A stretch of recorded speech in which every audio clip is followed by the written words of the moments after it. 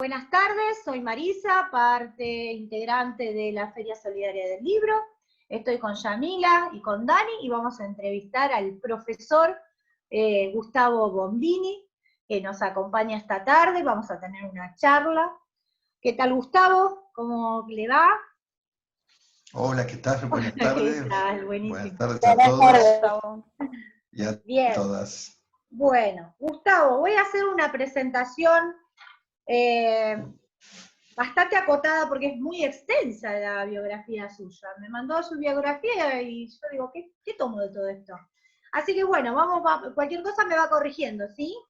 Bien. Dale. Gustavo Bombini nació en Mar del Plata en el año 1961, profesor, licenciado, doctor en letras por la Universidad de Buenos Aires, profesor, investigador en didáctica de la lengua y la literatura en las universidades de Buenos Aires y Nacional de La Plata. ¿Muy bien?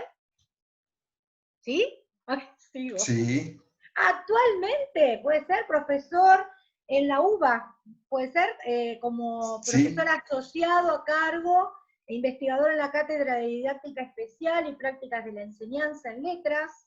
Desde 2002 es director en la carrera de licenciatura en Enseñanza de la Lengua y la Literatura, codirector en la carrera de especialización en Literatura Infantil y Juvenil de la Universidad de San Martín. ¿Sí? ¿Estamos bien? Director. Bien, director. Bueno, ahora director. Bueno, yo te decía bueno, trabaja como profesor y dicta seminarios en las universidades de Córdoba, Misiones, Entre Ríos y en el extranjero. Esa parte no se la conoce.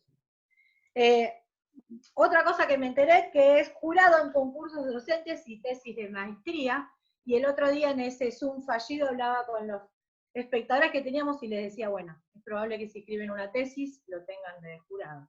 Así que pongámonos la fecha. Bueno, claro. Y algo que bueno, que nos interesa mucho a nosotros, ¿no? Como estudiantes y profesores recién recibidos, me incluyo, fue que se desempeñó como coordinador del Plan Nacional de Lectura del Ministerio de Educación, Ciencia y Tecnología de la Nación. Desde 2010 a 2016, ¿puede ser? No, desde no, en el 2000, esa fecha no. ¿Cómo? En el 2000, del 2000. Y entre el 2003 y el 2007. Claro, que 2010 y 2016 se desempeñó como coordinador de materiales educativos en el Ministerio. Exacto, en otra área del mismo ministerio, pero en otra área. Perfecto, tremendo. Y es autor de, bueno, antologías, artículos, libros de especialidad. Entre sus libros se destacan La trama de los textos, Problemas de la enseñanza de la literatura, Otras tramas, El lugar de los pactos, El nuevo escriturón con Maite Alvarado, El gran Sarmiento, es una antología de cartas, Literatura y educación, compilación, Los arrabales de la literatura, y su charla que la subió a Facebook hace un par de semanas, no sé exactamente cuándo la dio, que estuvo hablando un poco de arrabales. Ajá. La historia de la enseñanza de la literatura en la escuela secundaria argentina, bueno, y así un sinfín de obras que nos ha hecho leer y estudiar, señor Gustavo Bombini, cuántos finales. Lectura obligatoria. El destino es ser lectura obligatoria, un horror. Ay, bueno, según Bombini postula y todas esas cosas, bueno, los finales que hemos dado por... Y decirlo no bien, escuchar. porque no le discutas al autor. Bien. No, bueno, Gustavo, ¿algo más para agregar o para corregirme?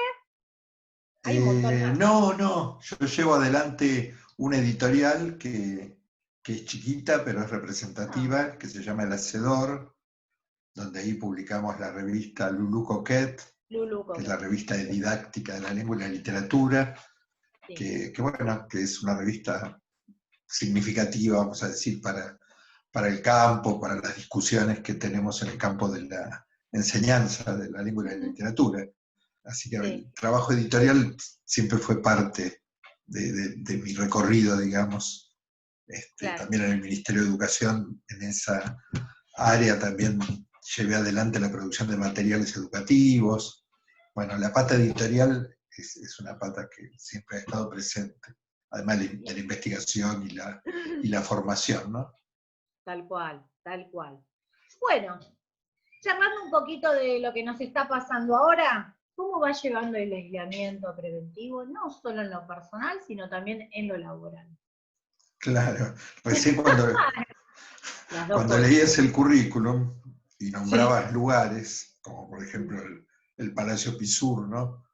Y también trabajé yo muchos años en Ajá. la Secretaría de Educación del Gobierno de la Ciudad, en CEPA, en la Escuela de Ujú. Capacitación, y nada, años y años de asistir a oficinas, tomar el subte, ir de una oficina a la otra oficina, luego ir a dar clases a La Plata por muchos años, Un o a San montón. Martín, digo, pensaba que todo eso que leías suponía mucho movimiento, ¿no? El cuerpo de uno en Catamarca, en Córdoba, Tal no cual. sé, en Barcelona, en Praga, no sé.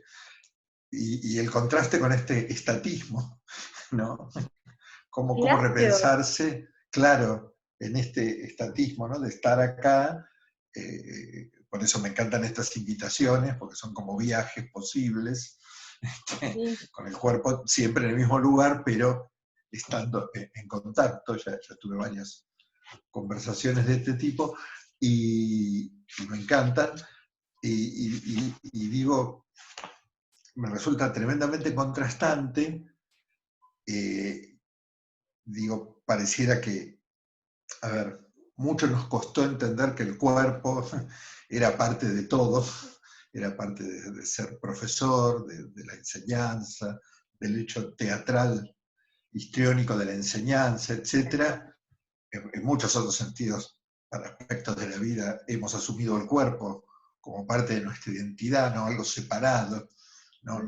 la mente y el cuerpo, sino como una identidad, nuestra expresividad, las manos que muevo, etc.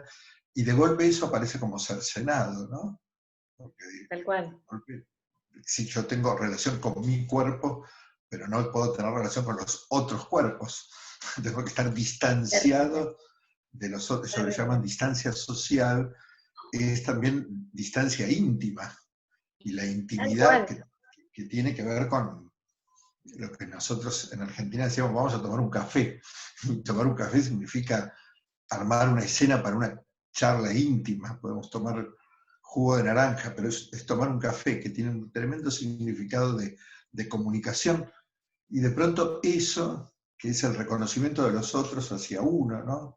Porque nuestra identidad se Sí. construye a partir de las miradas que los otros tienen sobre nosotros, desde pequeños, pero a lo largo de toda la vida es igual, estamos esperando esa mirada que de alguna manera nos convalida, ¿sí? Por más que tengamos una trayectoria, no importa, esto sigue ocurriendo, ¿no? Y es vivir con los demás, ¿no? Un texto de Todorov que se llama La Sí. vida en común, hermoso, hermoso texto. Y venía Nos pensando, porque digo, hay como una pedagogía de ese, la pedagogía o el acto pedagógico es eso, es vivir con los demás, establecer ese vínculo y establecerlo en relación con el conocimiento, con la lectura, con la escritura, con la oralidad precisamente, que la oralidad también es puro cuerpo, y ahora el cuerpo está negado. El cuerpo se transformó en unas imágenes, Tal ¿no? cual. Había un dibujito por ahí, no sé, un chiste que era que alguien, como que alguien se bajaba de una escalerita de la imagen de la computadora a saludar al otro, y a estirar Ah, la mano y sacarla de la de la pantalla, ¿no? pantalla. Entonces Claro. es como de una gran, sin querer, o no sé cómo se procesa psicológicamente, de una gran autocensura que está operando, ¿no? O sea, uno se ¿cómo decir? Se disciplina porque ha entendido que de eso se trata, que el barbijo, etcétera, que el poco contacto, y uno se autodisciplina. De hecho, yo ahora estoy viviendo fuera de Buenos Aires, Mm. Sí, me y por comentó. eso tenía estos problemas de conectividad, está al sur, hacia el lado de La Plata, y, y las 2 o 3 veces que fui a Buenos Aires, porque tenía algunas cosas precisas y autorizadas que tenía que hacer, que fui a mi casa, digamos, nada, me sentí como muy raro. Si me están escuchando gente de Buenos Aires, yo me sentí como en un lugar muy raro, estar en mi barrio, en Almagro, y ver las cosas como por la mitad, como transformadas. Acá como estoy en un lugar alejado, armé como otra lógica, y medio me olvidé. Claro. Pero la verdad que es duro. Y en lo profesional estrictamente, confieso que he salido al debate y he dicho cosas que quise decir por Facebook o por, había una entrevista por ahí publicada que me hicieron respecto de esta educación remota, digamos, y yo a favor de esto, porque hablamos de continuidad pedagógica, hablamos de no abandonar a los pibes, hablamos, además estamos laburando, ¿no? Y los docentes tenemos ese, entre comillas, privilegio de que nuestra actividad no se ha visto vulnerada económicamente, quiero decir, estamos cobrando nuestros sueldos, etcétera, tenemos que trabajar, estamos trabajando de esta manera, entonces a mí me molestó un poquito, sobre todo al comienzo, pero si me pongo a escuchar testimonios me va a seguir molestando, los modos un poquito, no sé cómo decir, mecánicos, de alguna manera, en cierto sentido irreflexivos, con los que muchos colegas, pero también las autoridades, presionando a los colegas de controlar las tareas que hacen, etcétera, digo, en unas condiciones donde yo pensaba en la expresión, aquella expresión escolar que es tarea para el hogar, ahora toda la tarea es para el hogar.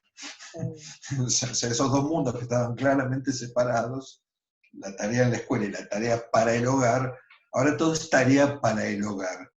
Y yo que me crié en un hogar, digamos, con una madre que era una maestra normal, tengo el recuerdo hermoso de estar en la mesa de la cocina haciendo todos los deberes. Mis hermanos hacían los deberes, mi mamá hacía, yo hacía los deberes y preparaba los materiales, siempre fue maestra de primer grado, entonces en aquellas tecnologías de la tinta actográfica, que eran unas formas de preparar unos materiales, no existía la fotocopia, estoy diciendo. Claro. Entonces se reproducía de una manera casera, bueno, era como una imprenta clandestina escolar, sí, y una ¿Cómo tinta se llamaba esa actográfica. máquina? Sí, era una máquina que, bueno, ustedes son muy jóvenes, chicas, pero yo me acuerdo Sí que en te la acordás. primaria hice con, ay, la máquina y la tinta azul, ¿no? Claro, bueno, te quiero decir que Me para esa delaté con escena la que edad. yo recuerdo, esta situación de que la mesa de la cocina pareciera una sala de maestros, digamos, o un pupitre escolar, para mí es totalmente familiar, pero no lo es para el conjunto de los chicos y sus familias. Primero porque cuando estamos hablando de los sectores más pobres, de los mismos que estamos diciendo que no pueden cumplir con el aislamiento social, tampoco pueden cumplir con la educación virtual. Son los mismos, de alguna manera. Y aún aquellos que estén en mejores condiciones económicas, etcétera, de todos modos tampoco pueden completamente cumplir con ese. Entonces se ha generado ahí un ruido, me parece, en el ida y vuelta de la escuela y el hogar, una demanda de la escuela hacia el hogar, de unas cosas que no serían propias del hogar. Entonces yo en algún lugar decía, bueno, vamos a cambiar las palabras. No hablemos de planificación, no hablemos de secuencia didáctica, no hablemos de evaluación, no hablemos de rendimiento, no hablemos de competencias, no hablemos hablemos de acompañamiento, de comprensión, de cuidado, de lo compartido, de contención, ¿sí? O sea, una pedagogía que hable de eso. Hablemos en todo caso de juego, hablemos de lo lúdico, hablemos de creatividad, pero no hablemos de tarea, porque la confusión es creer que la tarea es la enseñanza. No, la tarea tiene sentido en tanto hay un hecho de enseñanza. Y yo veo colegas, que a mí me cuesta mucho, que recuperan, por ejemplo, el Zoom, este dispositivo de encuentro, digamos, y lo que hacen es como montar una situación de interacción que se parece a una enseñanza. Y anda cerca y está bueno, ¿sí? Pero en otros casos, cuando a los niños de 4º grado les llega al celular de su mamá la tarea de inglés a las 10 de la noche, ahí hay un problema.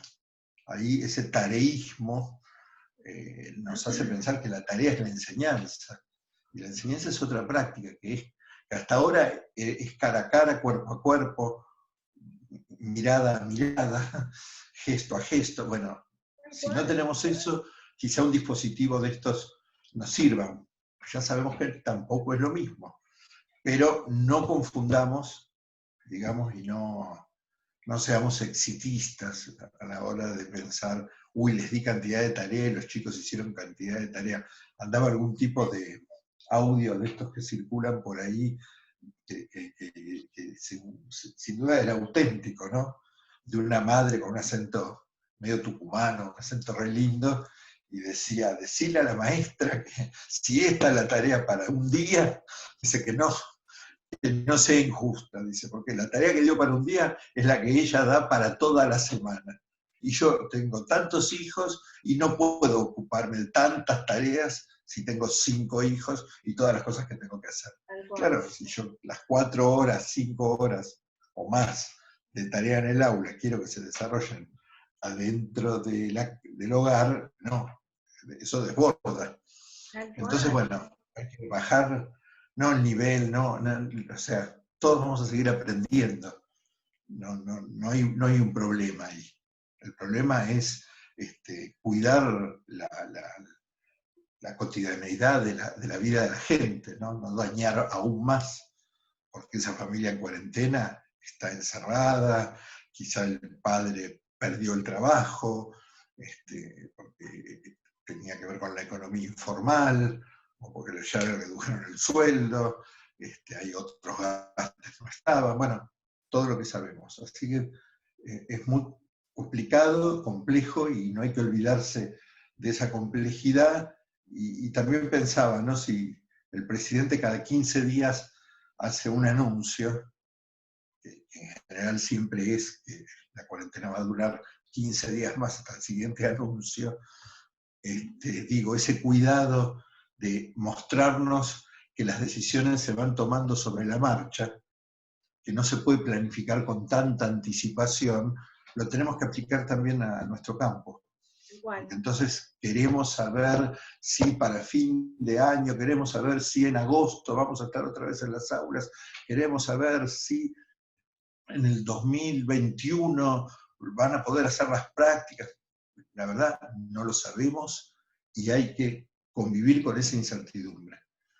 Y no, digo, porque lo contrario de la incertidumbre sería como una especie de ansiedad que para mí es poco productiva, y que como somos sujetos que tenemos poder, los docentes, entonces nuestro poder irradia hacia los niños y hacia sus familias.